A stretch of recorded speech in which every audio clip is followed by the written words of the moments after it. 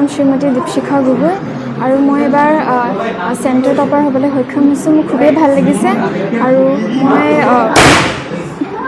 মই centre topper হ'বলৈ সক্ষম হৈছোঁ কেৱল মোৰ টিচাৰ্ছৰ সহযোগিতাত আৰু মোৰ মা দেউতাৰ সহযোগিতাত। মই তেওঁলোকক ধন্যবাদ জনাব বিচাৰিছোঁ। মই 6 to 7 আৱাৰ্ছে পঢ়িছিলোঁ। যদি বন্ধ থাকে তেতিয়া মোৰ ষ্টাডি আৱাৰ্ছ বাঢ়িছিলে অকণমান। তাৰপিছত যেতিয়া এমাহ বন্ধ পাইছিলোঁ পঢ়িবলৈ তেতিয়া অকণমান ষ্টাডি আৱাৰ্ছটো বাঢ়ি গৈছিলে।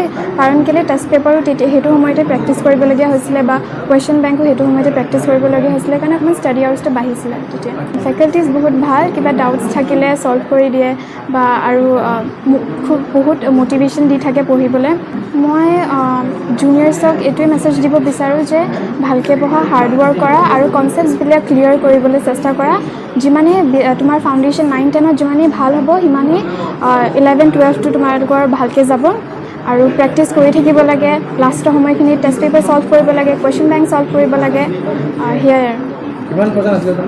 মোৰ 90.66% আছিলে। মই 96 হিন্দী MILত পাইছিলোঁ আৰু 96 মেথছত পাইছিলোঁ। মোৰ খুবেই ভাল ফিল হৈছে যে মই নিজৰ টিচাৰ্ছ আৰু পেৰেণ্টছবিলাকক প্ৰাউড ফিল কৰাব পাৰিছোঁ আৰু মোৰ ক্লাছমেটছো বহুত হেল্প কৰিছিলে।